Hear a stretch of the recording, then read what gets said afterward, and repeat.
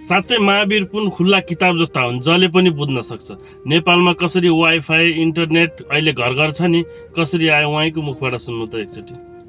Wireless प्रविधि तस्करी गरी इन्टरनेट चलाएको आरोप, त्यो पनि अहिले होइन, दशकौं अघि। मैले तस्करी गरेको त्यही वाइफाईको राउटरलाई नेपालमा तस्करी गरेर ल्याएको हो।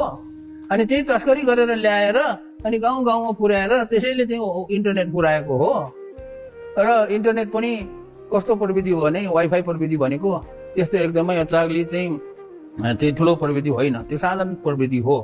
र त्यो बेताबी इन्टरनेट उति बेला त्यो वाइफाई त अमेरिकामा पनि थिएन। अमेरिकाको पनि घर घरमा वाइफाई प्रविधि आएको थिएन, प्रविधिको भर्खरै विकास हुँदै थियो।